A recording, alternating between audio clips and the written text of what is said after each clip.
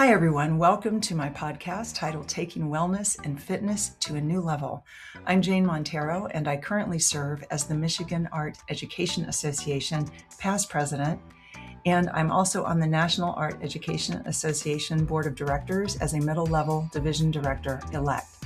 Next March, at our annual NAEA convention held in New York City, I will move into the role of division director, dropping the elect part.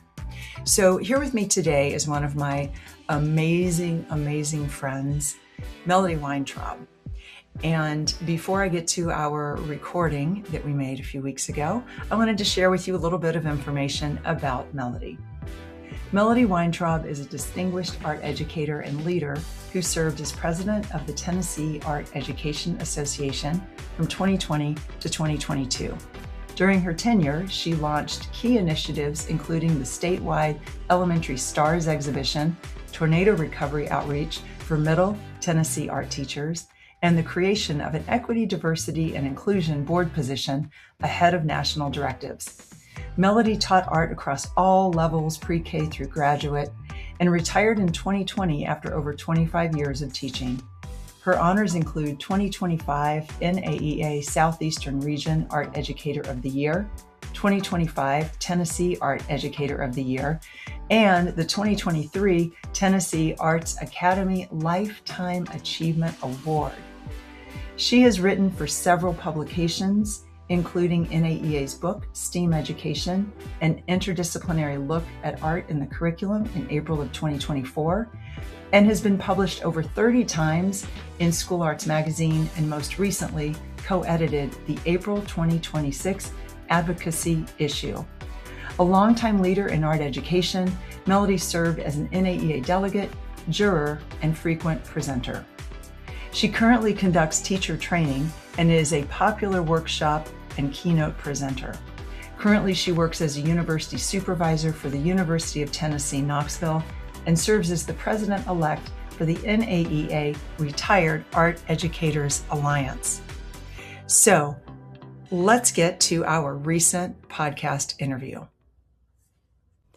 Welcome, everybody. I'm so happy to have with us today Melody Weintraub, a phenomenal art educator and fairly recent retiree. She's going to talk with us today about what it's like to be relishing in retirement.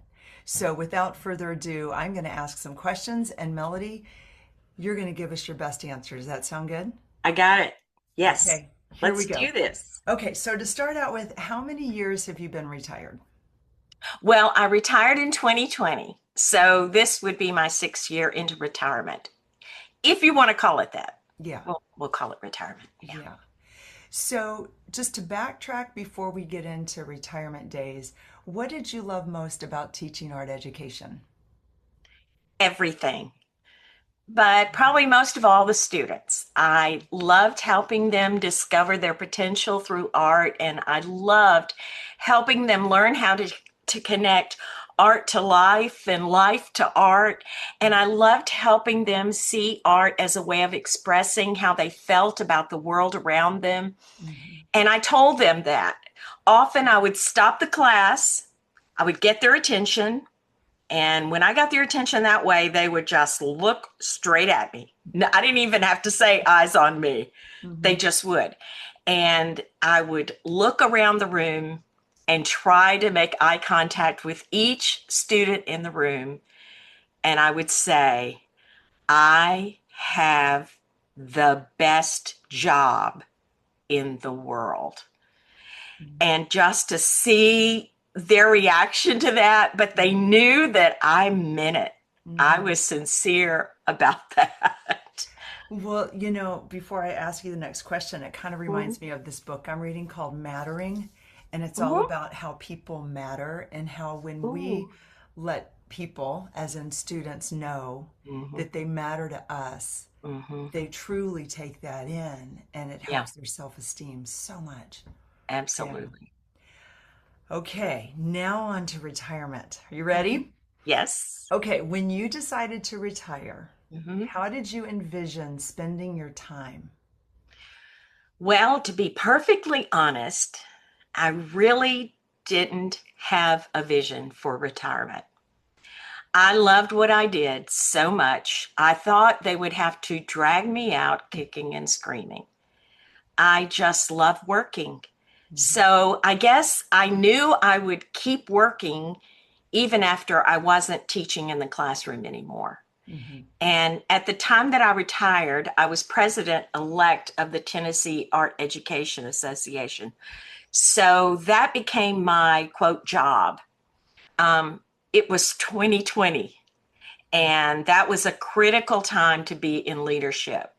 Mhm. I felt like this really strong responsibility to keep the morale going for the teachers across my state who were teaching virtually for the first time. We didn't even know how Zoom worked, Mhm. remember, or Mhm. Teams or anything. And then, but I felt a responsibility to keep, their spirits up. Mhm. And many of them were being discouraged. They didn't know what they were doing, some of them. And then after that, I was still in leadership after that. And then there was the aftermath of being isolated, and students had a tremendous hurdle to work through. And so the teachers were responsible for that. Mhm. Mhm. Yeah, for Yeah. sure. So now that you've welcomed retirement into your life, shall we say, Mhm. what has been the most challenging part being a retired art educator? Well, I would say learning to say no, but then trying to learn that I think learning how to prioritize my time Mhm. and know when to say yes. I mean, it wasn't just learning to say no, Mhm. but learning when to say yes, looking at an opportunity and really, weighing the responsibilities, but also what do I want to be doing with this time? Mhm.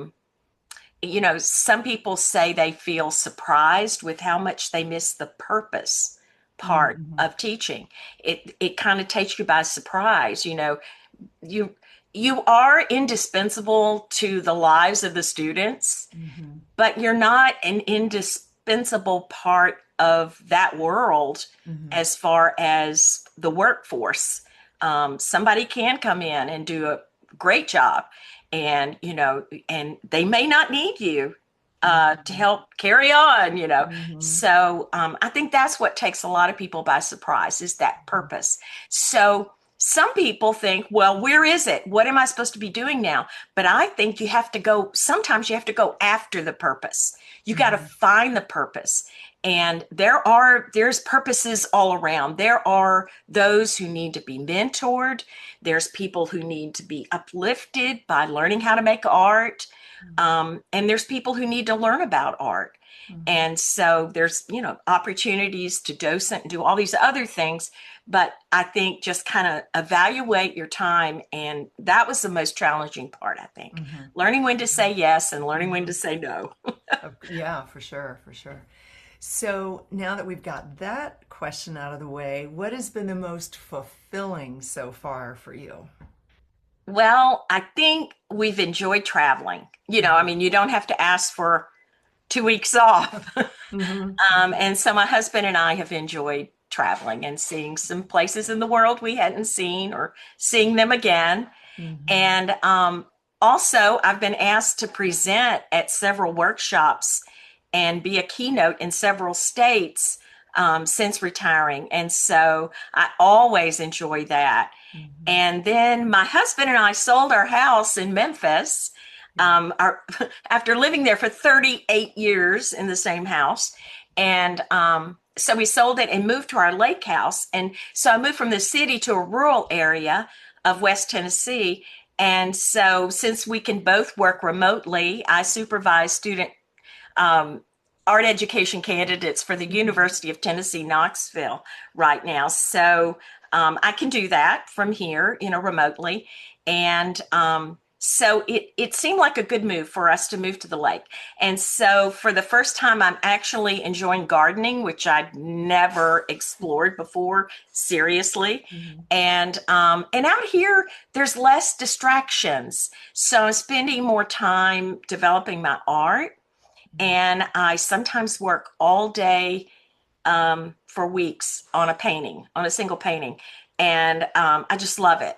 And I am putting out a lot of art right now, and my art is improving because I'm growing. I'm developing it more. And I've had several solo exhibitions in Memphis, and my paintings are selling. So it's great. And I'm staying involved in my local art leagues. You're such an inspiration. I just have to say that from the moment I met you. Aw. So, moving on to the idea of encouraging others. What words of encouragement would you like to share with art educators who are just beginning their careers? And there's a part two. What words of encouragement would you like to share with those leaning towards retirement? Thank you, first of all, Jane, for giving me this opportunity to share. You know how much I love and respect you as a friend and as a professional, and it's just great to have this opportunity. So thank you. I didn't thank you right at the beginning, but You're I want to do welcome. that. Um, First of all, if you are someone who's just beginning your career, first of all, I want to thank you for choosing to be an art teacher. It is still the best job in the world. It's not the easiest job, and it's not always the most publicly acknowledged job in education. You know, sometimes you might feel invisible. You're not. I can see you. Um, but your art room is that place where students can feel safe, and they can feel accepted, and they can feel affirmed. And the art room can give them a sense of belonging to something that's bigger than themselves. And your art room can be the reason that students even want to come to school in the first place. So keep showing up, keep your head up. Don't complain on social media. Yeah. Everybody can see it, and it'll bring other people down. Find something good to say. Brag on your kids. Get your game on. And while your students are there, show them how art relates to them. They may not grow up all to be professional artists. Some might, but they can all grow up to be kind and knowledgeable and responsible stewards of our planet. And Yes. they will never forget how you made them feel in that art room. They may forget who painted the Starry Night. I don't think so, but they might. But they will never forget how it felt to be in your art room. It will make them better humans, and better humans make this world a better place to live. Absolutely. We need Yeah. that. Yeah, We all for need sure. that. Yeah. Yeah. And those of you who are just considering retirement, first thing is some practical advice. Don't bring anything home from your classroom. No matter if you bought it with your own money, no matter if somebody donated it to you and it was really nice and your school said it was fine to take it, leave it there. Trust me on this one. I am still sorting through, 6 years later, still sorting through stuff that I should have already donated. And every time I do a workshop, though, I've learned I bring some of those things, and I'm talking about nice supplies, not junk, Yeah. nice Yeah. supplies. And I leave them for the teachers in the workshop. Yeah. And I've done this all across the country, so it's great. And I bring things to leave for them or that they want to take back to, a colleague. And it's more fun to give it away anyway instead of keep it, and you Absolutely. have more space in your studio. And I'm preaching to the mirror right here. There's just a few more things, but I'm getting there. I'm getting there. But anyway, that's the practical advice. And the second word of advice is don't commit to anything yet before you see what retirement looks like for you. So people are going to come after you because you're retired and they think you've got all this time. and you have time, but you want to map out how you want to spend that time. So I would say that. I would say, just wait and see what it looks like, but don't wait too long. Give yourself a deadline because there are things you need to be doing. You still are an art teacher. You'll always be an art teacher. You can always say, I'm an art teacher. You are an art teacher. So write that article for publication. And write it. You remember how you said, one day I'm going to write that lesson up? Well, now's the time. It's a good time to do it, right? As soon as you retire, just set some deadlines. And the other thing I want to say is, we were talking about purpose before, and you were talking about the students who are just going into art. Oh, yeah. I would also give them advice to look for a mentor. Look for someone that you respect. It could be somebody you student taught under, it could be whatever. Look for someone to mentor you through those years, and not necessarily only someone in your school. That way you have a freedom of talking about issues that might arise. And then retirees, be that mentor. Reach out to your state organization and say, I'm here if anybody needs mentoring or supervising. You have to make yourself available. Yeah, for sure. Such great words. And you're so right. Bring nothing home with you. I told you after you told me that, I had one little folder that had just like a few little pieces of paper in it. Everything I'm so proud. You did better than I did. Oh, it's hard though. It's hard. And the grand finale, I'm going to leave this one all for you. If there's anything else that you wanted to share about being retired or your role in NAEA now or anything with your state association, this is your grand moment. Here we go. This is the moment. The first thing I want to say is stay active in your state art ed organization. In the association, stay active. That's where you can find a pre-service or early career educator to mentor. They need to learn from your experiences. They may not need your books. Don't be surprised. They don't want your books. They don't want your magazines, unless they want to use them for collage. I found that out. But ask first. Ask what they need. And what they do need, I will tell you, is a listening and understanding friend. And someone that'll keep it to themselves. So encourage them. Don't let them spiral into despair. Bring them back up, lift them up, encourage them. Also, attend NAEA if it's at all possible. You may have to save up.